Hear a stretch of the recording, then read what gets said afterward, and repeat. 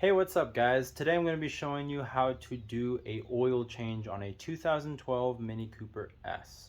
I'm going to be showing you what tools you'll need, and I'll explain what the process pretty much is on most minis, most second gen minis I should say. Alrighty, so the tools I'll be using for this is a 27 millimeter socket for the oil filter housing. I'll be using a H8, I guess, socket, whatever you want to call this, hex bit, for the drain plug. I'll be using a 12-inch extension, my ratchet, and then I got a T25 and a screw gun, or if you had a screwdriver, use a screwdriver, whichever one you have. Got a jack right here. Obviously we need that to jack up the car. And then we also got our drain pan. So I'll kind of explain to you what oil filter and oil I'll be using today. I typically get the mini oil filter. I know these are a little bit more expensive, but for me, I have oil pressure problems high up in the RPMs, especially when I run other oil filters. So the reason being is these are zigzagged, and so it's kind of harder to compress or collapse, while the other ones are straight up and down, these little lines. And that always compresses or collapses, and I get oil pressure problems, so that's obviously not good. Then for our oil, got Mobil 1, got the high mileage 5W30 and full synthetic. On the car it says use Castrol full synthetic 5W30. Doesn't matter, whichever one you want to use, just make sure it's full synthetic and 5W30. Alrighty, so to get started over here, what I typically do is I take off the coolant reservoir and I deconnect the charge pipe just to kind of move it out of the way. That way I can get to the oil filter down in here. It's kind of really hard to see, but it's kind of like at the bottom of my finger, but it's like deep in there. It kind of helps if you start the car and get it a little warm. It just kind of helps everything flow out of the car better. But yeah, it's pretty straightforward. We'll come over here. We got to jack up the car. Typically there's a little block right here that you'll put the jack on, and you can just jack it up. But since my little block or lifting point, whatever you want to call it, is gone, I just use the pinch weld. It works. It's not the greatest thing, but it works. But yeah, the oil drain plug is like right over here on the bottom of the motor, so I'll go ahead and show that. But I'll go ahead and jack up the car and start removing, well, not removing, just kind of moving things aside so I can get to the oil filter. Alrighty, so one other thing that I forgot to tell you guys is I don't know, well, I don't remember, I should say, if all of these are 8mm sockets. That's one thing I didn't tell you guys to grab. If I remember correctly, the stock ones are 7s, but I could be wrong. Since I have the M7 kit, I got an 8mm. Just undo the hose clamp, just kind of pull it out of the way. But for now, we'll just take this off real quick. Just comes up and out of the way. You will leak some coolant. Just be prepped for that. Just kind of pull up on it, wiggle a little bit, and there you go. That's kind of out of the way. Undo that, kind of wiggle that off. Alrighty, now that's out of the way, we can kind of take a peek in here and see that guy right there.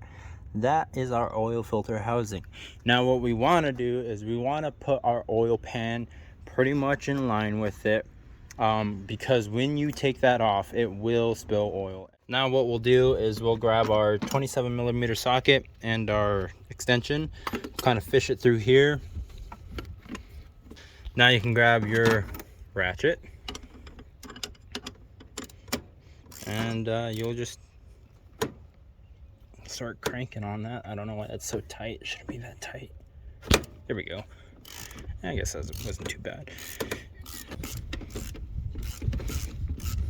Like I said, it's not too bad once you do it a few times. It still can get kind of annoying, really annoying I should say. But yeah, so now that I got that off, you can, I don't know if you guys can see it, see the oil down there kind of puddling. What we'll be doing is there's a little O-ring gasket right here. We'll take that off with a little screwdriver or a pick, and then we can just kind of pull this out, up and out, and it should just come out, and then we can pop in our new one. Got the oil filter out. I also pulled the gasket off. What I like to do right here is, that's gross. I kind of put my finger in there and grab the new gasket, and I just lube that up. You always want to put some kind of lubricant on any gasket. Because that'll just kind of help it make a complete seal. It'll go into place. It won't tear it or anything. So just always lubricate pretty much every gasket. Just where it says all the numbers, typically put that like facing up on the canister. What you'll do is you'll just kind of go like this and kind of, you don't want to press too hard, but like you should hear it click, and then it shouldn't come back out. So that's in. Now comes the fun part, I feel like. So we'll try putting this back in. Just want to make sure it's aligned with the actual oil filter housing, not the canister that I've been calling the housing. Now you want to start hand threading it. You do not want to put your socket on there and start tightening it down, because the way these are angled, you can easily cross thread these, and these are plastic, so that will not be fun. So what I pretty much do is just go until I can't go anymore with my hand, right there. Perfect. Now we'll get this back on there, and then it just stops, and just kind of give it a little tight, little torque, I guess you could say. I don't know. Should just, yeah, it's not moving. Don't force it. Definitely don't force it. I got myself, yay. Saw that thing's full. Anyways, now I'm gonna go ahead and spray some brake clean in there, and then we can put this back, and then we can start draining the car finally. Yay. There's a little like pop tab down there that like slides into this rubber grommet down there. So what you'll do is just kind of work this in like that. You'll hear that pop, and then another pop. Kind of put that on. If it stays, then we can put this guy back on. Yeah, this is tight, this is tight. Now we can go ahead and jack up the car, and we can drain the oil. Now we'll go ahead and jack it up. Alrighty, so we'll go ahead and grab our ratchet. Take this off, and we will grab our H8. All right, got our drain plug right here. But yeah, you'll just undo that. It's kind of a mess, kind of sucks, kind of warm, and yeah, that is disgusting oil. Ah, yay. Anyways, yeah, we'll let that drain, and I'll get back to you guys when it's all done. What I kind of like to do as well is I kind of like to drop the car, just because, especially since I'm on an incline and everything's kind of going that way. You can see the drain hole is right there, and so everything's going that way. So I kind of like dropping it, and hopefully some comes out. I don't know if it really matters, but just to play it safe, that's what I'm gonna do. Like I said earlier, you get a crush washer in the oil filter kit, I guess you could say, from Mini. So you'll just slide this one off, don't reuse it, and we'll put this one back on. Now it is draining a little bit more, which is nice. Like I said, I guess just try getting as much oil out of it as you can. Probably can just sneak my hand in there and put this drain plug back in. Maybe. Oh yeah, I can. Yeah, this oil is disgusting. Glad I'm changing it.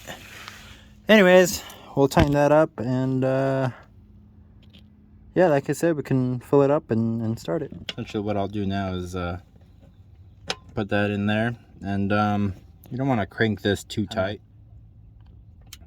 Do a little tight, kick out your pinky a little bit, and now we can officially completely lower the car.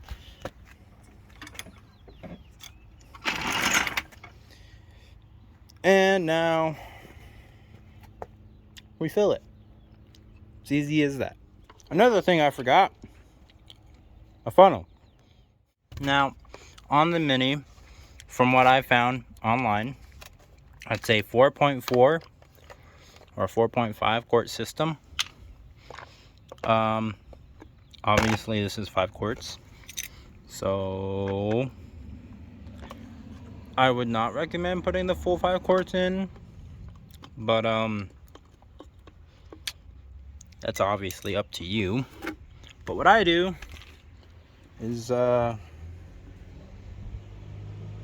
pour this in, and I have a little oil quart container in the back of my car that I carry around with me, because like I said, these cars consume oil really badly, and I just have that for whenever I stop at a gas station. I'm like, hey, I should check my oil. Typically I do that, but like I said, it's up to you guys. Do whatever you want to, but I definitely would not put the full 5 quarts in here. Might not do anything, but probably shouldn't risk it. I guess close enough. We'll adjust as needed. Oil cap. This guy. Whoa. That was not me, I promise, guys. That was my car. Don't be thinking weird things. We'll start it, and I'll show you guys how to reset the oil light, but we'll let it run for a little bit.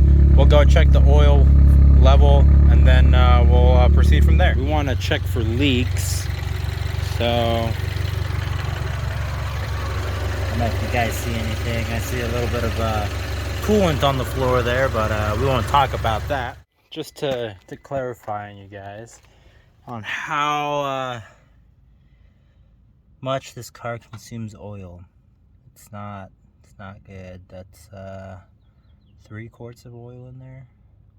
That's not good. I should definitely stay on top of my oil a lot more, especially if I want this thing to last, which, as you guys know, at least of those of you who continue watching, I want to make this thing stage 2. So just kind of cruising around, making sure that there's no leaks and stuff still, but we'll go ahead and pull over and pretty much show you guys how to reset the oil light. It's fairly simple. Just kind of need to do a couple buttons. I do struggle with it every once in a while, but like, it's not that that big of a deal. But yeah, the car sounds good. Loving the downpipe.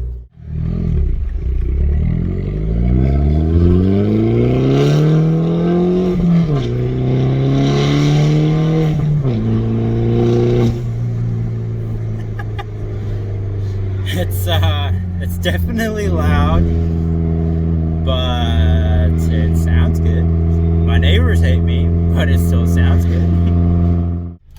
I don't see any leaks where I'm driving. I'll go ahead and just kind of take a gander under the car.